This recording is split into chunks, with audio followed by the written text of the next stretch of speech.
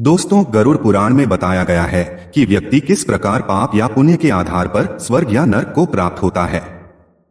इस धरती पर जन्म के बाद हम जो भी अच्छा या बुरा कार्य करते हैं, उन सभी के पीछे कोई न कोई आध्यात्मिक कारण जरूर होता है। इसलिए जब कोई इंसान अपने पूर्व जन्म में किए गए कर्मों की वजह से स्वर्ग या नरक को प्राप्त होता है, तो वह इस जन्म में अपने अंदर कई तरह के संकेतों को महसूस करता है। गरुड़ पुराण एक ऐसा धर्म ग्रंथ है जिसमें उन सभी संकेतों के बारे में विस्तार से बताया गया है। अगर आप भी इन संकेतों को जान जाते हैं तो आप भी इस बात का पता लगा पाएंगे कि क्या आप इस जन्म से पहले स्वर्ग में थे या नरक में। आज की इस वीडियो में हम गरुड़ पुराण में बताए गए इन्हीं 7 संकेतों के बारे में बताएंगे, जिससे आप ये जान पाएंगे कि क्या आप जन्म से पहले नरक में थे या स्वर्ग में। इसके अलावा इस वीडियो में हम व्यक्ति में दिखाई देने वाले उन संकेतों के बारे में भी बताएंगे जो उन व्यक्तियों में पाए जाते हैं जो स्वर्गवास करके दोबारा पुनर्जन्म लेते हैं। लेकिन वीडियो में आगे बढ़ने से पहले आपसे अनुरोध है कि हमारे चैनल वैदिक ज्ञान संगम को सब्सक्राइब कर लें और व्रत त्योहार में खाए जाने वाले शुद्ध फलाहार और पूजन सामग्री को प्राप्त करने के लिए डिस्क्रिप्शन में दिए हुए लिंक को क्लिक करें और कमेंट बॉक्स में जय श्री नारायण लिखकर परमात्मा को अपना आभार व्यक्त करें। दोस्तों, गरुड़ पुराण में लिखित सबसे पहला संकेत है अज्ञात कारणों से होने वाला दर्द। कई बार लोग अपने अंदर बिना किसी कारण के भारी दबाव या चिंता महसूस करते हैं, या फिर कई बार कोई छोटा सा रोग होने पर भी व्यक्ति को भारी दर्द का अनुभव होता है, जिसे सही होने में लंबा समय लगता है। यह दर्द शरीर के किसी विशिष्ट अंग में केंद्रित होता है, जो इंसान को मानसिक रूप से बहुत तकलीफ देता है। इसलिए अगर किसी व्यक्ति को बिना कारण शरीर के किसी विशिष्ट अंगों में दर्द महसूस हो तो यह कोई संकेत हो सकता है। दोस्तों, गरुड़ पुराण के अनुसार दूसरा संकेत है आध्यात्मिक जागरूकता। कई बार कुछ लोग अपने जीवन में आध्यात्मिकता की ओर बहुत जल्दी आकर्षित हो जाते हैं। धर्म ग्रंथों के अनुसार यह आकर्षण उनके पिछले जीवन के अनुभवों से जुड़ा होता है। अगर आपकी आत्मा ने नरक का अनुभव किया है तो वह भी अधिक आध्यात्मिक जागरूकता और ज्ञान की ओर अग्रसर हो जाती है।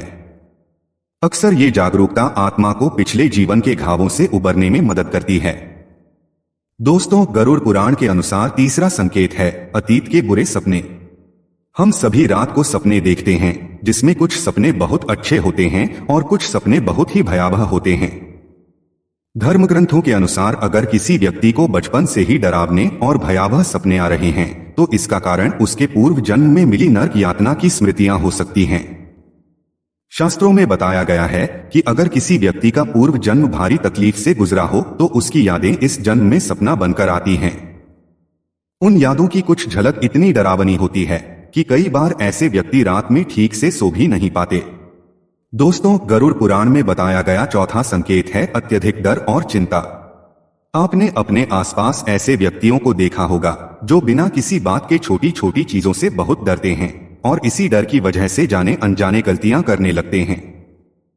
शास्त्रों के अनुसार यह संकेत उन लोगों में ज्यादा देखा जाता है जिनकी आत्माएं पूर्व जन्म के पाप कर्मों के कारण नरक में रही हैं। इस तरह की आत्माओं में नकारात्मक ऊर्जा का स्तर अधिक होता है, जिससे वो हमेशा असुरक्षित और चिंतित महसूस करते हैं। इसलिए अगर आप भी बिना किसी तार्किक कारण के डर और चिंता अनुभव करते हैं तो यह एक संकेत हो सकता है कि आप नरक से आए हैं। दोस्तों, गरुड़ पुराण में बताया गया पांचवा संकेत है गहरे और बुरे विचार।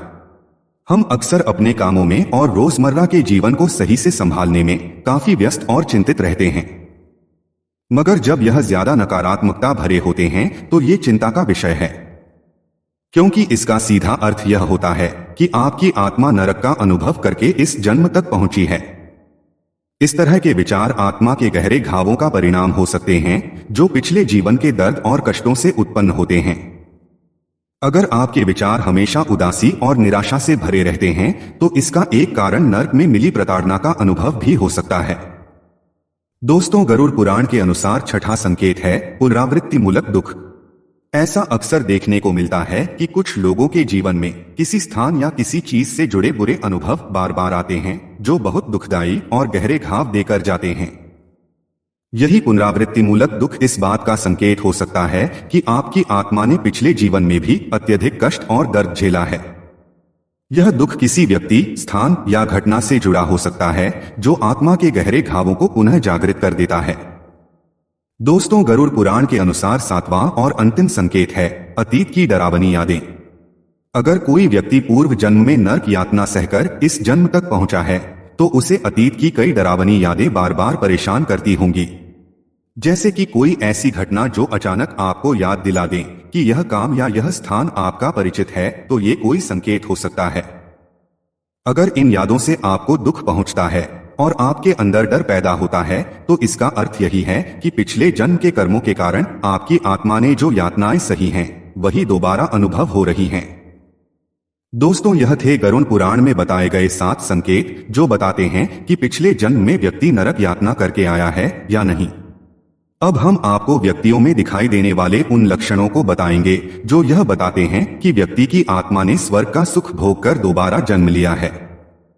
दोस्तों, जो आत्मा स्वर्ग लोक का सुख भोग कर आती है वह पुण्य आत्मा है और उसमें उसी तरह के लक्षण देखने को मिलते हैं जो एक गुणवान व्यक्ति में होते हैं।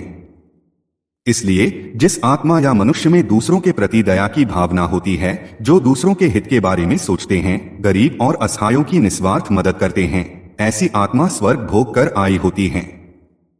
जो व्यक्ति स्वर्ग से लौटकर धरती पर आता है उसमें दान करने की भावना होती है। ये भावना अपने स्वार्थ या मानसिक संतुष्टि के लिए नहीं बल्कि दूसरे लोगों की मदद के लिए होती है। यानी ऐसा व्यक्ति निष्काम दान में यकीन रखता है। स्वर्ग भोग कर जन्म लेने वाला व्यक्ति एक अच्छे व्यवहार का मालिक होता है। ऐसे व्यक्ति प्रेम भरी वाणी से बातचीत करते हैं और अपनी सोच से बहुत ही मधुर होते हैं। ऐसे लोग धर्म कर्म के लिए न केवल प्रसिद्धि पाते हैं बल्कि लोगों को भी इसके लिए प्रेरित करते हैं। स्वर्ग से आने वाले व्यक्ति के दांत बहुत सुंदर और मजबूत होते हैं। ऐसे लोगों की सेहत भी अच्छी रहती है जिससे वह दूसरों को अपने सकारात्मकता से प्रभावित करते हैं और अपने अंदर की अच्छी भावनाओं को दूसरों तक पहुंचाना पसंद करते हैं। अगर आप भी ऐसे संकेत अपने अंदर महसूस कर रहे हैं तो इसका अर्थ यह है कि आप भी पूर्व जन्म में स्वर्गवास करके इस जन्म में आए हैं।